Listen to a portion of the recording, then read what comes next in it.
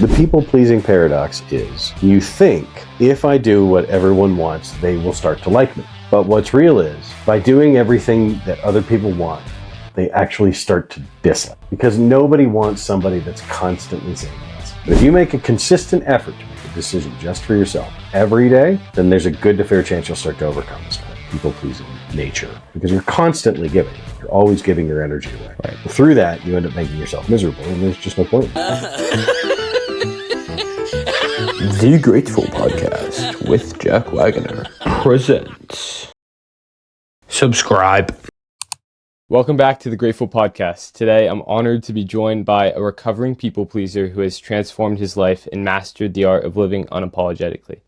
Nick Pollard, also known as the People Displeaser, is a coach, speaker, and content creator who helps people break free from the violent grasp of people pleasing. Nick's story is very powerful, and his knowledge is really incredible. The tendency to say yes to everything and put others' needs over my own has been one of the largest struggles in my life. And I constantly just have put people's needs over my own. I instantly connected with Nick's message when I discovered him. I'm really looking forward to this conversation today, and I believe it'll be invaluable for anyone looking for how to discover a life that is truly your own. Nick, thanks for coming on. I'm happy to be here, man. Happy to have you. So, I've been in this back and forth in my head recently. I've definitely come a long way from where I used to be as a people pleaser, but even though I feel like I've made a lot of progress, people pleasing is so tricky because it doesn't just disappear once you've achieved success. It often follows people to the top. I've heard you mention on another show that many high achievers actually burn out after success, yourself included. You've even coached billionaires on the issue. So my first question is, why is people-pleasing so pervasive among people of all levels of success? I think that's a good question. Why is people-pleasing so pervasive among all levels of success? I think everybody in their own way wants to be loved and accepted. You know, if you really look at what are the two core human fears rather, are I won't be appreciated, I won't be loved. So I think on some level, everybody wants to be validated and everybody wants to be accepted and everybody wants to be loved. Where I think it's gotten sideways is through, unfortunately, where I make my living is on social media. And, it's the challenge that I think is becoming more prevalent is that everybody's watching the highlight reel of everyone else's life while they're watching the gag reel of their own. And so what happens is we're constantly making this comparison of, well, how do I get love and acceptance? How do I get love and acceptance? How do I get love and acceptance? And you never really get there. So, and it's kind of this self-actualization that I think people are missing. And when you're affluent, when you've done well for yourself and you've been a people pleaser, the bigger challenge becomes you can accept that you have the affluence, but you can't accept how you got it because you constantly feel like you're playing a role. You're never really a part of the conversation. It was just this guy that you created. So when you have an environment that's conducive to not being authentic, then you just create more and more inauthenticity. I was thinking about this in terms of impulsivity the other day too, and I'm writing an article about that. It's like how impulsivity is kind of cross-collateralized by the idea that everything is permanent. And where you are now is not where you'll be frankly, it's not where you'll be in an hour. So, because you won't be talking to me in an hour. So if you impulsively were like, fuck it, I'm going to end this podcast, I don't like it, then you've done something that sabotages yourself. So I think people pleasing is the same in that impulsivity vein, is that we're constantly trying to solve for our feelings that are impermanent with actions that could be very, very. I haven't heard that before. I really like that. The permanence of the effect of your actions, but your feelings are impermanent. Mm-hmm. I think what that leads me to is a lot of people make decisions based on their impermanent feelings. Mm-hmm. So we make decisions based on our feelings. I'm reading a book right now. It's called Why Buddhism is True. And it kind of talks about how feelings have developed as this system to really efficiently make decisions. So if I feel like I'm thirsty, that's a really efficient way of my body being like, all right, I need water in my body. I need water to survive. I'm going to go drink water and take that action, put that in my body. It just comes out as I feel like I'm thirsty. And so like in a parallel way, there's the I feel like I need to be accepted, which is evolutionarily, I think there's so many layers there, right? Like, but people pleasing is really just this feeling, from my understanding, is this feeling that's developed of like this feeling of acceptance that needs to happen. But when it goes too far, that's when it becomes like this thing that we call people pleasing. Yeah. It's two things. It's an unhealthy need for acceptance coupled with an inability to tolerate other people's normal negative emotions. Normal. Can you say that one more time? People's normal negative emotions? Mm-hmm. That's right. Interesting. So for instance, if I disappointed you, right? Jack's disappointed with me. Does that make me an awful person? Well, no, it just means that you're disappointed. But in the people pleaser's mind, that is, you can almost conflate it with death. Right? Interesting. Because you get that sinking, awful feeling in your body. When in reality, you're not going to die. Nobody's actually mad at you, and you're probably... In some way, it's almost like a narcissism, because you think that you make everything such a big deal. You make everything that happens to you such a big deal. People actually don't care. I've heard you say that before. One of the quotes that really stuck out to me on your website is, I was a people pleaser to the core, always trying to prove myself, not living my own life, but living for everybody else, doing everything I was supposed to do, but miserable. I was a shell of a person, only existing for everyone else. That's so deep. So how do you shift from that living for other people to living for yourself and taking action for yourself? One decision at a time. So I'm working with a doctor, a very, kind of a prestigious doctor. He's a cardiologist. He was talking to me about how he's like, well, I don't really know what I want. I don't know what I want.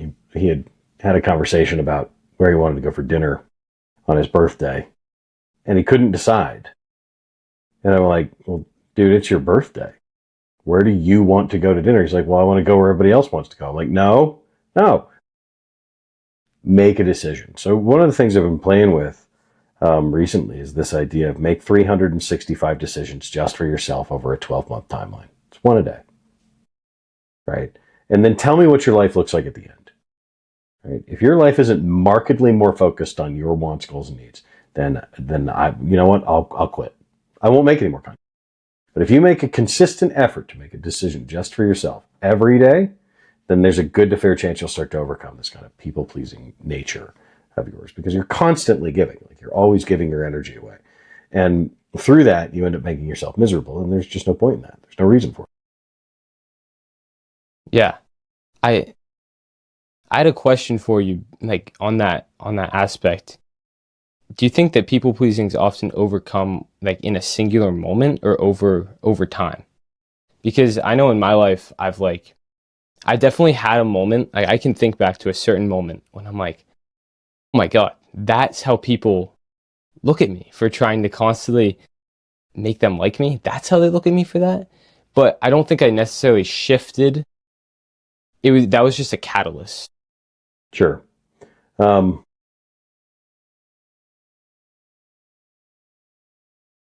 Yeah, I guess the question is, like, for you, what do you see more often? Like one moment that is a really big shift for people, or do you see like consistency over time breaking down this habit that they've developed? I think you just answered your own question. So people pleasing itself is not a behavior, it's a category of behaviors, right? And so when you think of it categorically, right, you go, okay, well, so what are the constellation of these behaviors on an arc? Well, you've got dishonesty, you've got having no boundaries, you've got nice guy syndrome, you've got like all these kind of ways of being that are, empirically bad for you. So rather than trying to solve for X, right, what you do is you say, okay, I'm going to solve for one of those at a time, which means you're basically creating and breaking habit, right? The challenge is that people pleasing is insidious for a few reasons, but one of them is that you probably will be dealing with it, right? Because it was your default way of living, right? So, and the problem is you can't be a people pleaser and not be pretty agreeable. I'm a pretty agreeable guy, right? You wouldn't know that by looking at my Instagram channel, but I'm a pretty agreeable dude. And, I will pretty much go along to get along. Not because I'll go along because I don't care, right? Like if somebody wants to go out and get tacos and I don't particularly want tacos, like I'm not going to make a big fuss out of it. I'm going to eat tacos. I just don't give a shit, right? And so I'm agreeable in that way. Agreeableness can turn to pleasing, very quickly if you're not careful. And then when you do that, then you kind of start to backslide and you go, oh shit, I'm giving up my boundaries and all that starts to happen. So I think the moral of the story where people pleasing is concerned is it's something that I know that I have to keep an eye on. It's very much like addiction in that way. And they tend to mirror each other, addiction and people pleasing. They're both rooted in toxic shame. They're both, exceedingly bad for your mental and physical health. To answer your question, I think it's a lifelong thing that you'll be working on. And some days will be better than others. Just, you have to stay the course and constantly be in kind of in set of mind. Where's the threshold? You talked about like tacos, you would just agree, you'd become agreeable. But where's the threshold between being agreeable and sacrificing your own good for the good of others? Jack, that's a good question. I don't know. There's I think that's different for everybody. But I think the way you can tell is how your body's reacting to the decision. So, what it feels like when you're nervous, right? You know what it feels like that you're going the wrong direction. So, somebody invites you to a party and you don't really want to go. You say yes anyway. That will immediately give you anxiety. Right. So I think it's more about recognizing when it happens rather than trying to program against when it can't happen. Interesting. Right. Does that make sense? It's like this following of it's like this following of an internal compass almost. You're the one that has to make that decision for yourself. Right. So, if somebody calls me and says, do you want to go to my birthday party? Most of the time I'm going to say yes, because I love a good birthday party and I really like cake. Most of the time I'm going to say yes to that. So Jack says, do you want to come to my party? Yeah, let's do it. But some people I don't care for. So if they were to call me and say so and I agreed, and I felt immediately as though I wish I hadn't done that, then I may have people pleased. I may have been worried more about what other people thought than what I thought. So I think I think it's different and it's fluid. It's like, it will also change as you grow up. Your boundaries will either get better or worse. And, the idea is for them to get better. I heard a wonderful analogy about this. It's like if you took yourself and you put yourself in a bowl or in like a jar of jelly, right? And then you put everybody else in their own little jars of jelly. The jars of jelly are the boundaries, right? So, you put the top on that, and that's where you live. And then everything else around that jar of jelly is how you should operate within, the scope of your world. And I think the easiest way to get really good at not being a pleaser is to get. What are some of your boundaries? I mean, I have a lot of them. I have tons of boundaries. I don't tolerate people that are unkind is one of those. You know, I don't discuss religion, money, or politics with my friends or family. Ever. Not because I'm incapable, but because it just causes problems. Right? Especially right now, God. So I have kind of boundaries in that vein. I also have boundaries around money. Like I don't lend money to my friends or family either. If I'm going to give you money, I'm going to give you money. Right? I just say, if you want to pay me back, do. But I'm not going to have that moment with my friends and family. And that means I very often don't give anybody any money.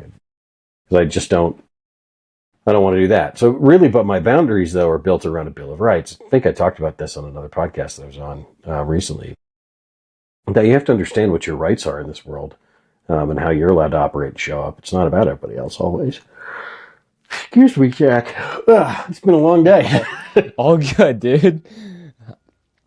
Interesting. A Bill of Rights for your own boundaries. Mm-hmm.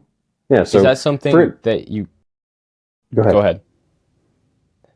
Is that something that you consciously draft out? So you consciously take time and write down your Bill of Rights? I do.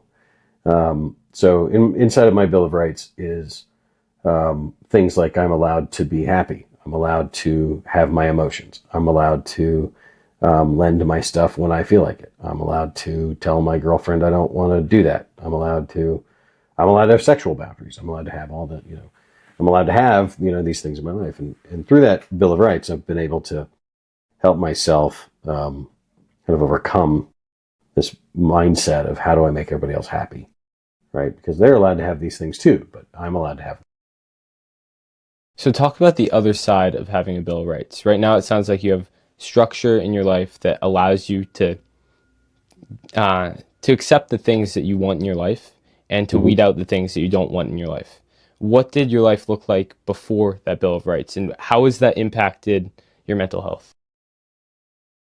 Man, that's been a long time. Let's see. Before my Bill of Rights, I was a placative, people-pleasing puss bag. You can quote me on that. Okay. And I would let women walk all over me, and I would constantly chase approval, and I would constantly felt like I was not enough. And by developing this Bill of Rights, being cognizant of who I wanted to be and what that person needed, I've been able to create a really good life for myself. Did you see immediate success with your Bill of Rights, or did you have to wait it out? There's no such thing as immediate success. How many podcasts have you done? This will be my 32nd episode when it releases. Oh, shit, good for you. Puts you in the top 1% of podcasters. Did you know that? I know, that's crazy, right? Yeah, that's wild. Most people quit after 8 episodes. So you're in the top 1%. To get the top 1% of 1%, it will happen all at once. Right? It'll happen overnight. But it'll take you 1,000 episodes. Right? So the key to that is understanding that your Bill of Rights is a living document. It's something that you carry in your heart with you. And you practice it. It's like anything else. You get good at anything you practice, including not practicing. It's like that thing. I've seen it all over social media. Usain Bolt trained for, I don't know, however many years for us to just watch 8 seconds. Mm-hmm. You went through all of your hard times and all that work to build who you are and who people see right now with 460,000 followers that might be underdoing you. It's about 1 million across all of them. Incredible. So you touched a little bit on who you were before your Bill of Rights and before you made that change for yourself. Did you have a moment where it kind of clicked in your head, like, oh my God, I am I'm getting walked over by people. Whatever you called yourself before, I'm not going to repeat Sure. that. But, yeah. You're a very nice boy, Jack. So and I'm sure this is a family show, so I'll try and keep it PG. But you can swear. Yeah. I was in Southern California when it hit me. I had two experiences. One was when I was trying to buy a television. I couldn't convince myself that I was allowed to buy that for me, which was crazy because I had plenty of money and there's no reason I shouldn't be able to buy that for myself. The second was when I was in Southern California. I was living in an Airbnb, and I just realized all at once that I'd never really done anything for myself. I'd never traveled the way I wanted. I hadn't seen the world the way I wanted. I had all these big dreams and I never did. And so I just kind of snapped and did. Just started doing. I think it's probably centric to my message. Is you can just do stuff, and you don't have to call it anything, and you don't have to be perfect. You can just do stuff. You can just do stuff for your own self. Yeah, for yourself anytime you want. Right? You can start setting boundaries anytime you want. You can start being who you want to be now, actually. So it's, you mentioned that at the beginning. I've said a lot of things on a few podcasts. One of the things I say a lot of is that my friend Mike Pridgeon once said to me that if it's true at the end, it needs to be true at the beginning. So if you're going to feel awesome when you get to, he lost 100 pounds. If you're going to feel awesome when you get to, 185 pounds, then you need to feel awesome now for doing the work to get there. Right? And if you're going to be super happy and successful when you get to 1,000 episodes and you have a Williamson-sized podcast, then you should feel that now. And, how do you feel that? Well, you just have to do the work. You start doing the work and you feel good about the work. If you're enjoying this episode of the Grateful Podcast, I would very much appreciate it if you could either share this podcast episode with friends and family, or kindly leave a review down below on whatever podcast platform you're listening on. It would help me be able to make this podcast better for you and better for all my other listeners. Thank you. Enjoy the show. I think the hardest thing for a lot of people with people pleasing, obviously you'd be more apt to speak on it than me, but is the fear of being different. Personally, when I'm gonna talk a little bit about my experience when, like, early in high school, I just wanted to fit in so badly. I'd had these friends for so long.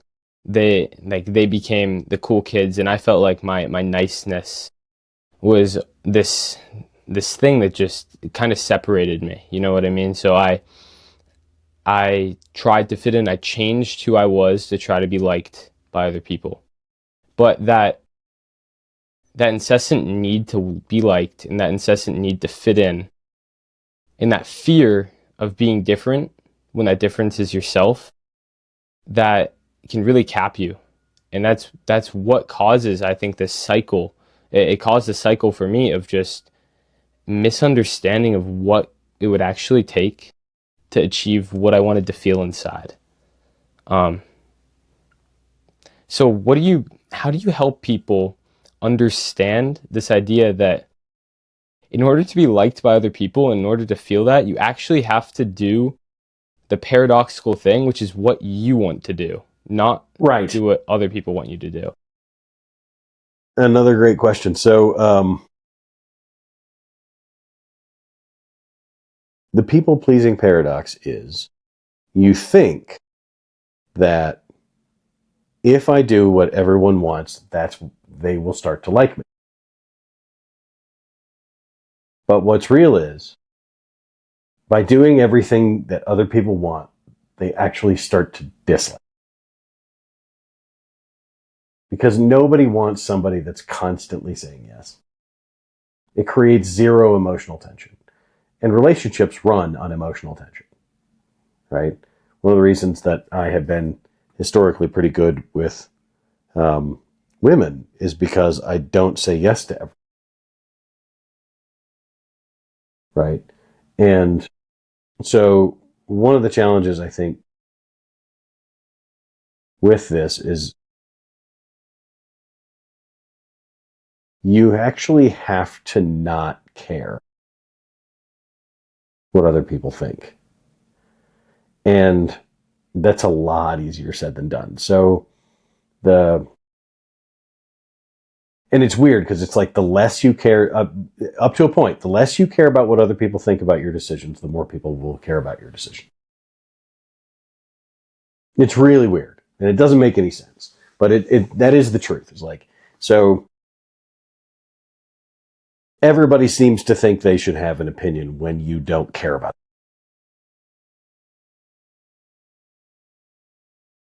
Right? And you can see that on my social media following. Like, I don't give a shit. But, so I think that answers your question. Yeah, I don't know that you ever really make the shift. I think you have to actively do it, though. Like, I think you're constantly asking yourself, like, do I care about that? Yeah.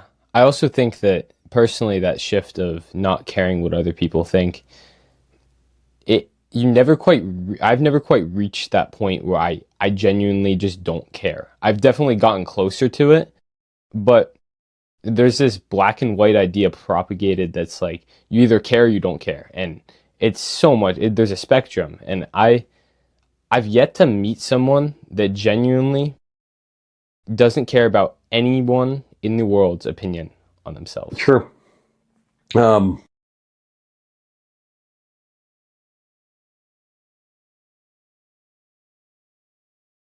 I think you always care what other people think. I think you don't care enough to make decisions based on it.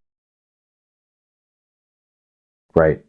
So I think that's the delineators. Like, I don't care enough about how you feel.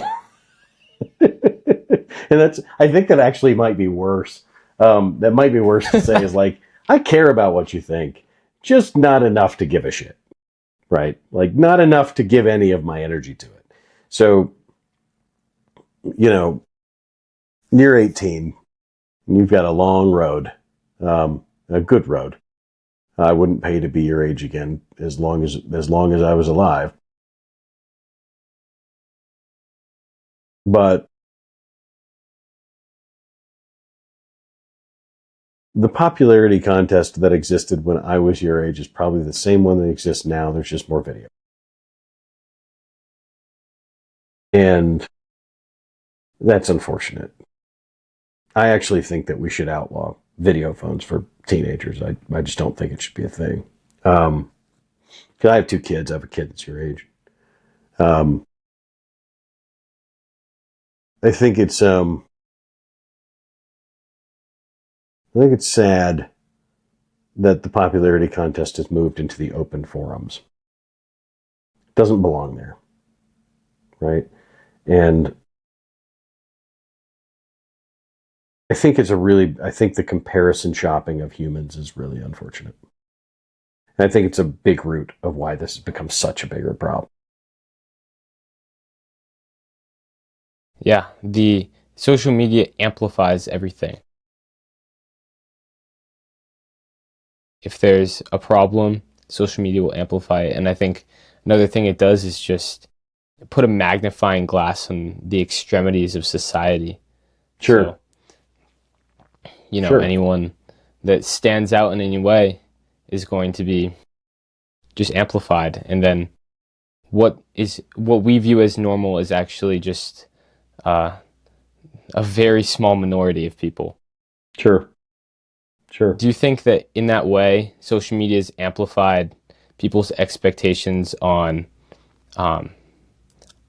people pleasing? So, I don't know, maybe someone's going to see you, right? And they think, oh, I should feel like him right now. Something like that. And they see you because you're probably you're a top 1% people displeaser. You are the people displeaser. Sure. And so people will compare themselves to you or compare themselves to someone that's at the other end of the spectrum. How do you think that social media's influence this field you're in?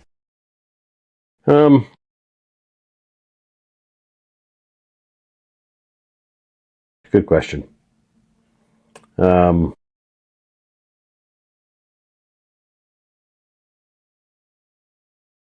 How do I think social media has influenced the field I'm in? Yes. I think it created the field I'm in. I don't think it's the influence. I think people pleasing, as a conversation, is a result of social media.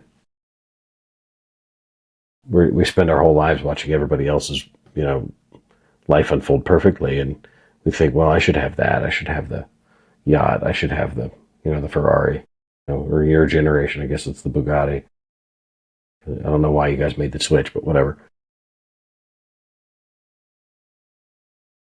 Almost no one's going to get that. And so they did a study on your generation, and the number one job title that you guys are looking for is influencer. And every one of you says that you're going to be a millionaire by the time you're 21.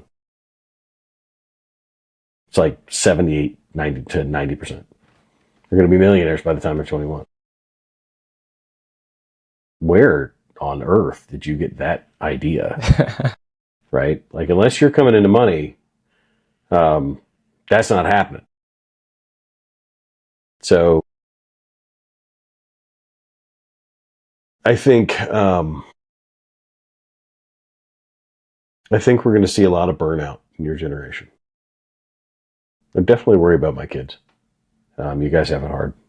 And I mean, maybe not, I think maybe not as hard in some regard as what, my generation, Gen X, was doing. I mean, we're out of our minds, but I think it's a different version of suffering that we need to be prepared to help our kids with.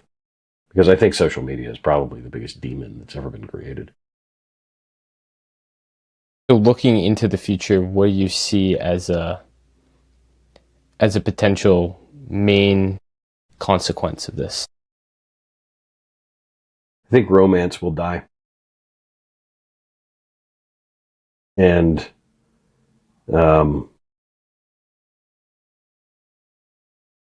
that's sad. Because I really do think that love is the meaning of life. I think love and adventure are the meaning of life.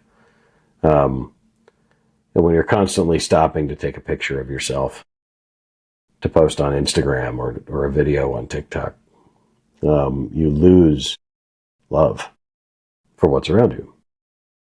You lose sight of the bigger picture. And I think when we think about people pleasing in that vein, I think that's part of it. It's like it's like you have a distant friend who's yourself. Like, you don't even know you anymore. And that's what that people pleasing feels like. Is, how do I make everybody like me? How do I get noticed? Who cares? What's the difference? You do that so much that you lose sight of who you actually are. Yeah. So, it's the old narcissistic trap. They lie so much they believe themselves.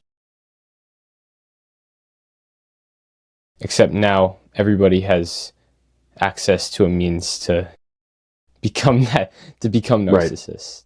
Right. Yep. Every single person. You're not wrong about that. And so we talked about the consequences.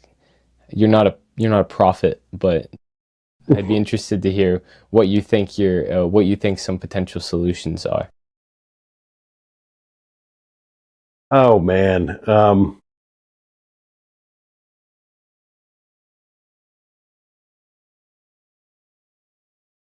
I don't know. I think, you know what? Maybe Fight Club had it right. Maybe it's just time for a global reset. Maybe we reset the banks. Maybe we reset all of it. And I don't think it's possible. Really, I don't think it's possible. Barring major catastrophe, I think the world will continue to go on. And this iteration of the world will change. I don't think I've ever felt this way before, but I'm pretty glad that I won't be here for whatever's next. Like, I don't want to see 100 years from now. I don't want to know what that is. I'm good. Like, 45, 55 more years. But I think I think I'm not going to be one of the, one of the prophetic wise that says this is the end of it all. We've been saying that. My parents said that. My parents said that. Everyone said that. Right. Every generation thinks they're the last one. Well, buckle up, Buttercup, because we're on to Generation B. So, we'll see. Yeah. All right. To tie it back to something, I recently read Dale Carnegie. Have you read the book, How to Win Friends and Influence People? You mean the guidebook on how to become a people pleaser? Yes. Yes. Okay. Yeah. So when I first discovered your stuff was when I was reading this book, and I thought to myself, this is so interesting because he is telling you in this manual for how to become successful or whatever that has been read by probably millions of people. It's one of the best-selling personal growth books or self-help books of all time. Of all time. I think he's sold just under the Bible. That's incredible. And what he wrote in 1936, every sentence could have been a viral social media post, a viral tweet, whatever. Mm-hmm. And so reading that book and discovering your stuff, the absolute contrast between what you guys say to do is wild. I want to hear your opinions on that. God, I love that book. I'll admit that I love that book. I've been a salesman my whole life, and Dale Carnegie taught. That book is important. It's an important piece of literature. So don't get me wrong about Carnegie. But it is the people pleaser guidebook. Basically, if I went in, so I want you to imagine a moment where I was I take Dale Carnegie's book and I tell everybody to do the exact opposite. That's my book. Right? It's my book. Yeah. That's my whole channel. And I never thought about it in the way you just said it, but that's really true. So I think Carnegie's heart was in the right place. But it makes you I don't know. It's a good book. I'm having trouble letting go of this, Jack. No one's ever brought that up to me. It's a really good question. As a podcaster, that's a really good question. So there's a part in there where he talks about his golden retriever, Tippy. And I'm a golden retriever of a person. I love people. I just love hanging out with people. I get down doing anything. I don't give a shit. We can go bowling. You want to play pickleball. You want to play table tennis. You want to not play games. You just want to sit in a bar and hang out. I am down for people. I love people. And I'll admit that predisposition has been really helpful. That's why I ended up meeting with, everybody you've seen that I've met. But I'll be damned if Dale didn't write the quintessential book on how to be a people pleaser. Nod at everything, always agree, remember everybody's names. It's wow, that's a lot, right? And notice everything and make people feel special and create in them an eager want to get to know you. That's some dark triad shit too. So yeah, it's a great book. It's a great book. I love him. Yeah. Mm-hmm. And it's so interesting how no one's going to argue with the success of the measures that he put in there, but not once did he say, this is what's going to bring you happiness. He just said, this is what's going to make you a better salesperson or make people like you more. Right. Well, he's wrong.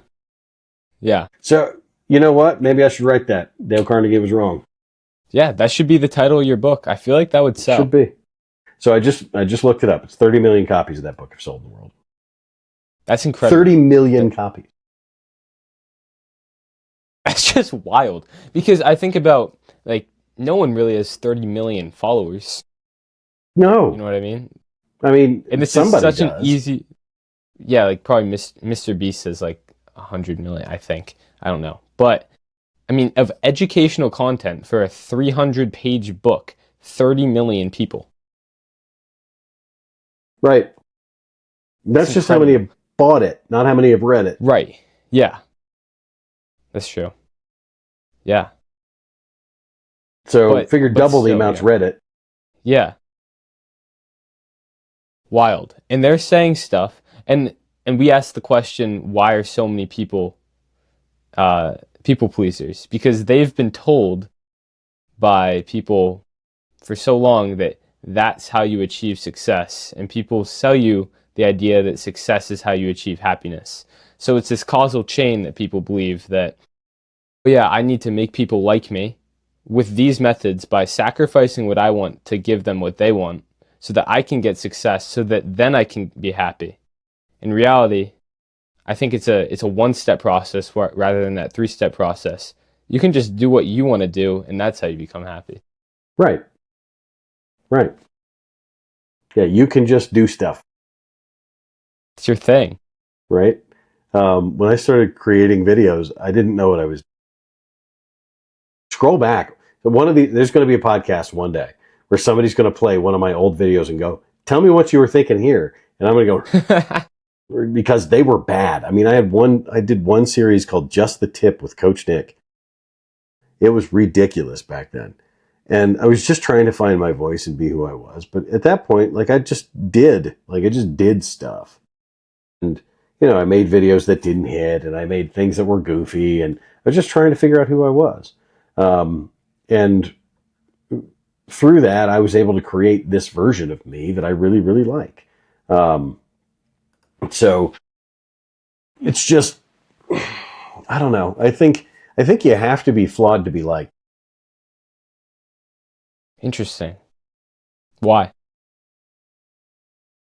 Well, it makes you like Velcro, right? Do you know how Velcro works? It's, it sticks to the imperfections. That's what it is. And I think human beings respect you more and like you more when they realize that you're one of them, right? So in the people-pleasing version of you, when you start showing up as trying to be perfect all the time, then there's nothing to hang on to. There's no gossip to have. There's nothing to help you fix. There's no targets to shoot. Then you're just kind of a boring weirdo.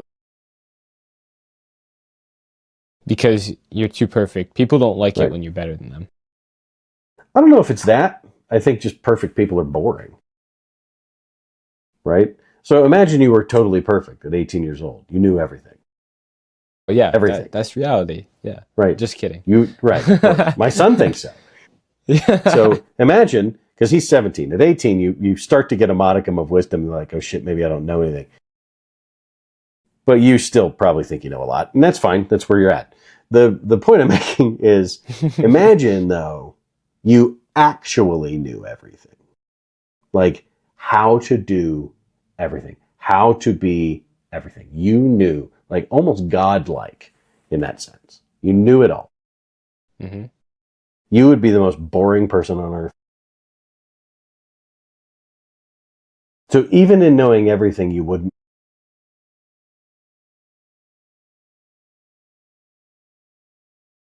Yeah. I've never thought about that before. That is... Would you want to hang out with you if you knew everything? No. Have all the money, you have all the wealth, you can solve any problem. That person would be insufferable. No one could relate to them either. No. Right. So even if you knew everything, you wouldn't be able to fix one thing, which would be how to relate to other people. Yeah. I think it was Dostoevsky. Go ahead. Do you think that a lot of relationships are built on people having common issues? Oh, God. Yeah, 100%. I mean, I've been married 3 times. Of course, most people like me because I'm screwed up, by the way. Like, women love me because I'm a mess. Or I wasn't. I'm not anymore. I used to be. They're always trying to rescue me like a pit bull ASPCA. But the challenge is for most people is that they think that people want they get in their head that they want to show up the best they can. Well, the best you can be is you. And if you just focus on being you, usually it's going to turn. Usually it's going to be all right. So, and that's part of the program, right? It's like, how do I do the best version of me? Everybody says that. How do I live my truth? Well, stop trying to live your truth and just live the truth, which is you are fucked up. Like, sorry. I did a video today. It was like, the reason nobody likes you is because you think you're perfect. Right? The other one I did that probably going to get me in a lot of trouble is somebody said on one of my posts, it was a comment that said, delayed gratification is really hard when you have ADHD. And I'm like, so what? Like, truly, so what? Like, I didn't want to be out there walking in the cold and recording videos. I would have much rather been sitting on my couch petting my cats. But I wasn't. I delayed what I wanted because the longer term trajectory of my life dictates that I need to do that. Right? So, forget where we got on this tangent. My ADD just kicked in. I forget how we started that too, but I like where it went. I think that what you say probably hurts people's feelings, but it's what they need to hear. Yeah. That defines kindness, actually. It's a weird way of defining You think that hurting people's feelings, but making sure it's need to hear, that's kindness? It's what they need to hear, that's kindness. So let me ask you a question. Okay? Pretend you have a girlfriend. You're a good-looking kid, so that's probably not a far stretch. So pretend you have a girlfriend, and I find out your girlfriend's cheating. Do you want me to tell you? 100%. Why? That's what a good friend would do. Right. It's going to hurt your feelings. Yeah. But it's going to make me better. It's going to make my life better. Yeah, but Jack, it's really going to hurt you. You see how kindness can be painful. Yeah. Right? Because the kind thing for me to do is to be honest. Right. And that's also somewhere where you can grow as a friend to someone else. I think I definitely, a few years ago, I don't know in as extreme a situation of that, how I would have reacted, but like if my friend had kale in his teeth or whatever, I would not have told him. Now I would just be like, yo, get that out of your teeth. You look stupid. Like, right. And that's helping him. Being able to grow to the point where you realize you need to help other people growing, but that's not always going to be what they want to hear right now. That's a really hard thing. Okay, so I would reframe that. Okay. I wouldn't say that your responsibility is to help other people grow. I'd say your responsibility is to be honest and let the chips fall where they may. Right? So, Jack, your girlfriend's cheating on you. It's a hard conversation. It's going to suck. It's going to make me feel bad. It's going to make you feel bad. We'll hug it out. It'll be all right. How about, Jack, I lied to you? You know, now we're having a really hard conversation. Or, Jack, your girlfriend's cheating on you with me. Right? Harder conversation. Right? You see how these ramp up, right? But the point is, honesty and kindness are on the same parallel. So to be honest without being kind is to be cruel. And to be kind without being honest is to manipulate.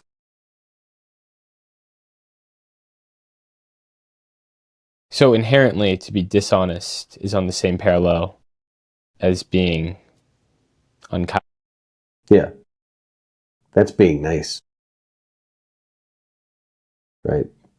We love to hide niceness under the guise of I don't want to hurt their feelings. I tell my friends, if I'm acting like a jackass, hurt my feelings. If there's something I need to know that's going to impact my life in a meaningful way, hurt my feelings. Right?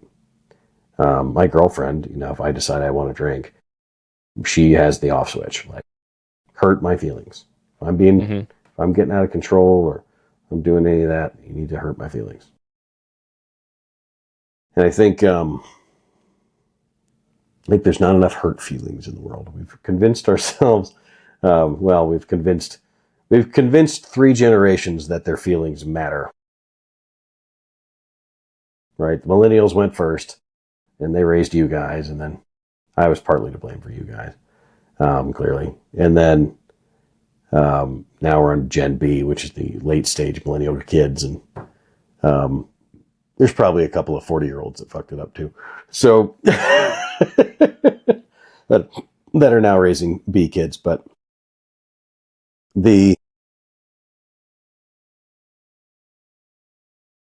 there's a narrative that I think is important in people pleasing that I don't think I've talked about. So maybe this will be the one that sends you viral. But people pleasers tend to be impulsive about their feelings or other people's feelings, even more so. So they will act impulsively to overcome other people's negative emotions and to make it right. And because everybody has these feelings, like everybody has negative emotion. Literally everybody. There's nobody that doesn't have negative emotion. So when you realize that, it means that both their feelings and your feelings are not inherently special. They just are. And then you can start to say, okay, well, if my feelings aren't that special, then what do I do? Well, I deal with my feelings and let them deal with theirs. I spoke to a guy today who was talking about how his biggest fear is hurting his wife's feelings. And I'm like, dude, you need to hurt her feelings like a lot more. He's like, what do you mean? I'm like, look, you can't constantly be placating her or she's going to disrespect you. I mean, she's not going to, who respects a people pleaser? Nobody knew who I was. Nobody ever saw me. And I had an ex say that to me. She said it in a very malicious way. But I did hear it. I did hear it. And I'm glad she said it. It sounds to me like people pleasers are uncomfortable not only with their own negative emotions, but with any negative emotion in general. Nailed it. You get an A on the test, Jim. Let's go. Yeah. People pleasers are uncomfortable with all normal negative emotions, yes, including their own. Very often they don't deal with their own. A book I would recommend for you, one that if you haven't read, I would, is No More Mr. Nice Guy by Dr. Robert Glover. I wish somebody had handed me that book when I was 18 years old. My favorite piece of men's literature of all time. And Dr. Glover and I are friends, and so we hang out time to time. But he talks about this, how if somebody bumps up against your boundaries, that's a you problem. And he's right. What does it mean to be? What does it mean to be? What does it mean to be happy? What does it mean to be a man? And I think we need to remove feelings from the lexicon of importance. Feelings are not important. Do you ignore them? No. I'm very curious about my feelings. So I've gotten to a place of curiosity rather than ignorance or even, pushing them down, but I realize the impermanence of what a feeling is. It will pass, So if I say, hey, your girlfriend's cheating on you, you're going to be mad. You're going to have feelings, right? But they'll go away. And the key is to not make impulsive decisions around that. Right, because as you said, a decision is permanent, a feeling is impermanent. Right. Decisions have lasting consequences. The decision may not be permanent. You might be able to walk one back, but it will still have lasting consequences, right? The feeling is going to fade. Always. Feeling will go away. And that's it. I mean, and that includes the good ones, Jack. Like, I love my kids most of the time, but sometimes I realize why lions eat their young. So, I have days where I'd like to, slap the absolute shit out of both my children because they drive me nuts. But I don't. Right? There are days that I love my girlfriend more than others. And like, these are all true things. It's what life is. It's an ebb and flow. Some feelings are bigger than others. Some feel, and having big feelings. Like, I have big feelings about this. No, you just have feelings about it.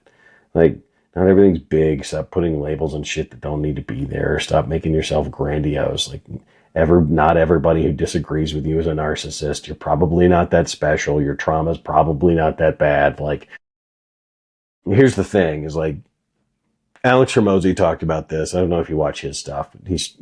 You're right in that age group for him. So you're in that cloud of Hormozyisms. But it's funny how we define trauma. Something that was completely normal 200 years ago is now considered traumatic. Right now, have we grown as people? And sure, that's all true. But what he means to say, I think, is most things don't suck nearly as much as we say they do. And we just need to get over ourselves. My girlfriend went to a workshop recently with some people, and one of the girls there was very young, a couple years older than you, and she said that she had childhood trauma from the breakup she just went through with her boyfriend. And I'm like, bruh. There's still hope in your eyes. Like, come to me after 3 rounds of alcoholism and 3 divorces and tell me about your trauma.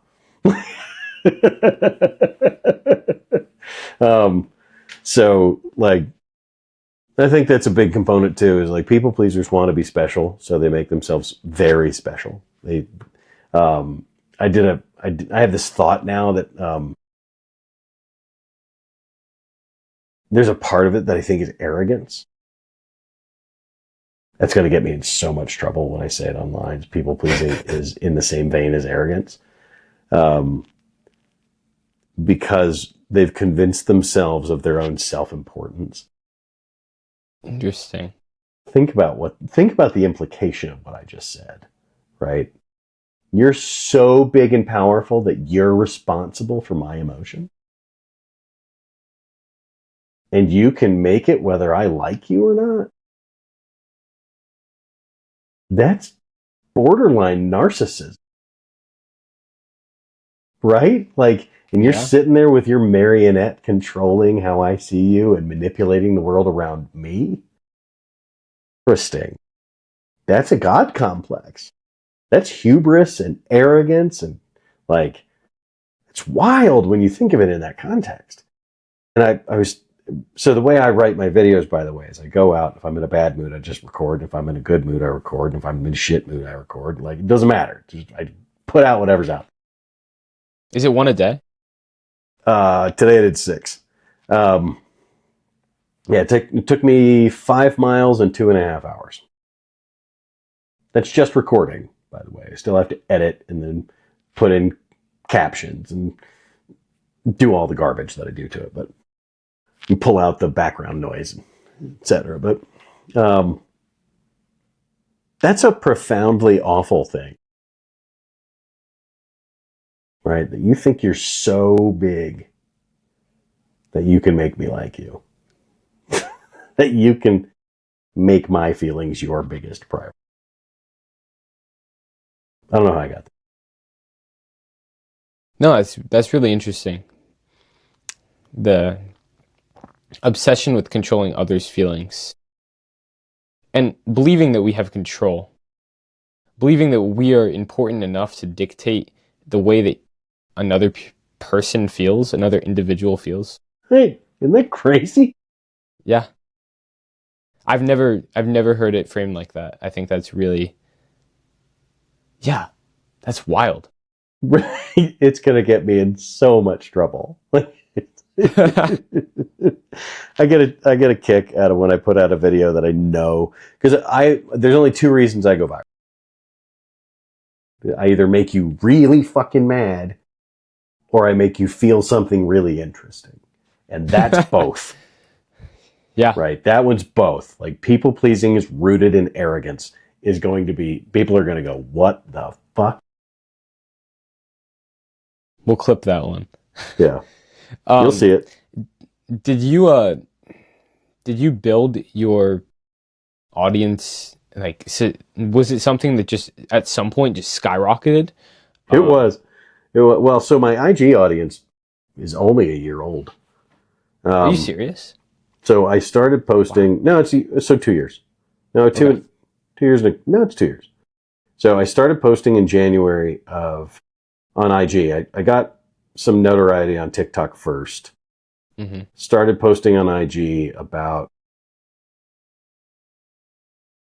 February of 23. That's when I started pulling my content over. And then in March of 23, I was at a wedding and I put one of my old viral videos from TikTok up. And I'd forgotten to turn my phone on silent. And I still had notifications. And it was like, bing, bing, bing, bing, bing, bing. Oh, shit.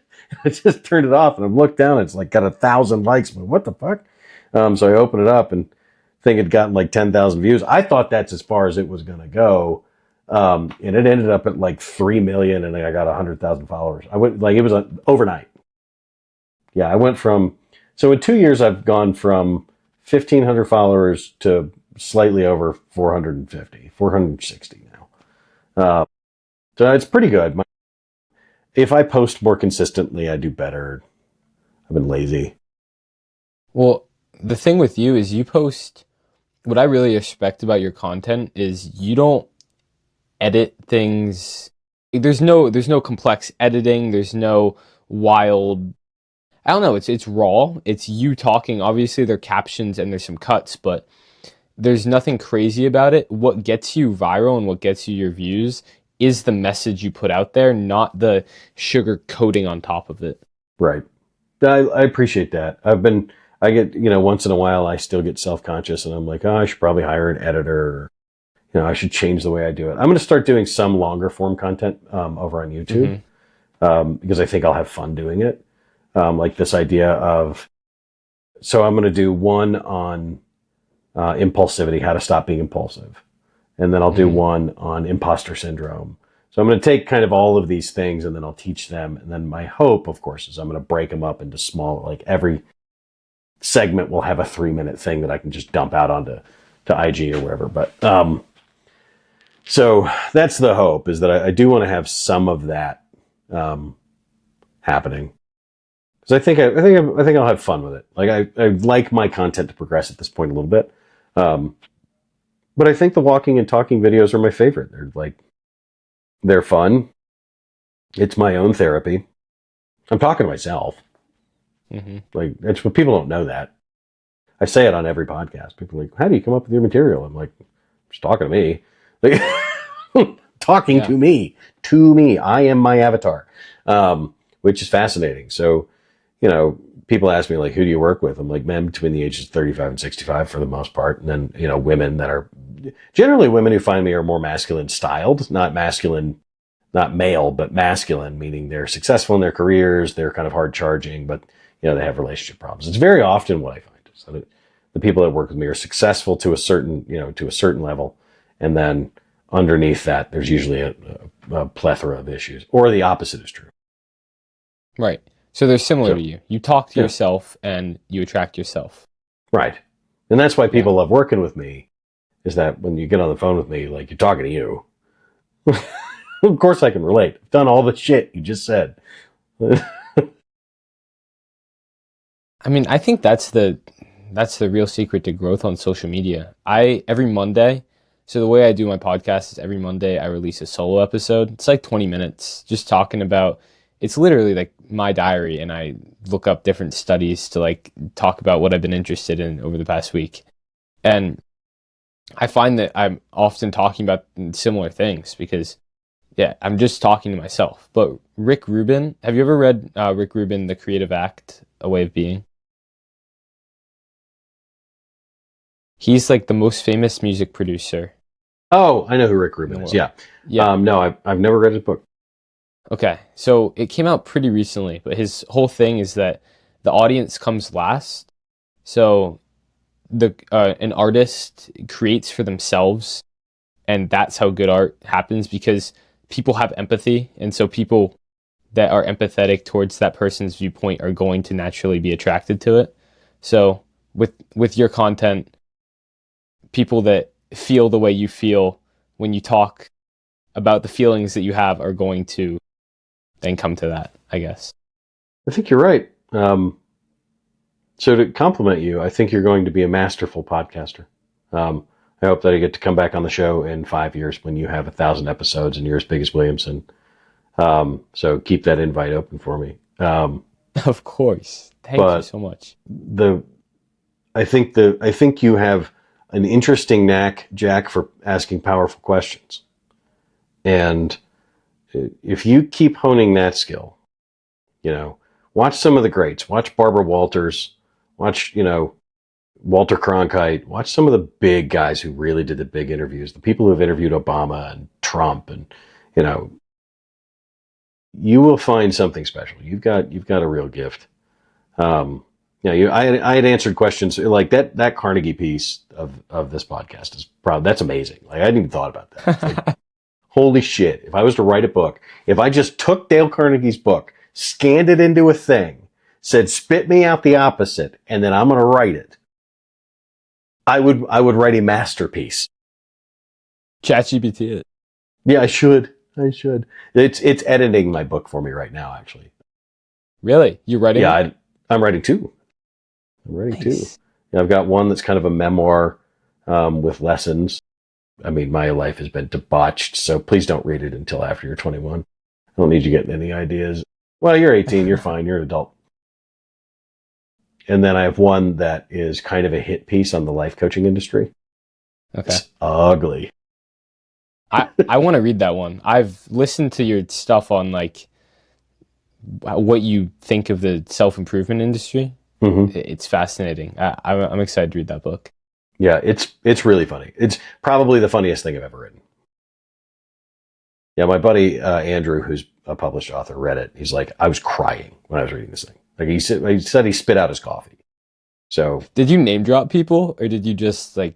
No. Well, I did. So I did name drop. So I took a pot shot at Tim Ferriss, Mark Manson, and James Clear, and said, I love all three of you. Please don't come for me. I've always thought, so do you follow hip hop music at all? Some. So you know how the rap battles? Mm-hmm. I've always envisioned there being like a self-improvement guru battles. So like people on podcasts start dissing another guy on a podcast with some really insightful quote and goes back and forth like that. You could start that. You know who's been doing that is Mike Disrati's been taking shots at people, which has been really funny. Really? Yeah, he took a shot at Rogan. I was like, wow, Mike, okay. Yeah, that's the king, man. Like, I did do a video one time where I said I would be glad to sit and debate David Goggins. 100%. I would, I'd rap battle. Like, let's do it. I'm with it. Yeah. You sign me up, I will be there. Sounds good. Because I really do think that the unfortunate news is, so I wrote this book, right? I'm almost done with it.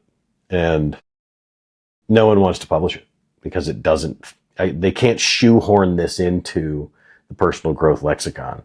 So I'm going to have to do it. And that's a bummer, but it's going to be a really good book and it's going to sell a lot. And then somebody's going to be like, you should sign with us for your next book. And I'm going to go, fuck yourself. I'll publish another one by myself. So I think it's in the vein of you can just do things. I would love to take 2 months and just go sit in Argentina and crank out 2 books. And I may very well do that. So I appreciate you having me on the show, buddy. Thank you so much for coming on. It's my pleasure. I really appreciate that conversation. Thank you for listening to the Grateful Podcast. If you enjoyed this episode, it would mean the world to me if you could either share this episode with friends and family who you think would enjoy it, or leave a review down below on what I can do to make this better for you and for other listeners. All that would just help me be able to spread my message of gratitude and living a purposeful life. I hope you have a great day. See you soon.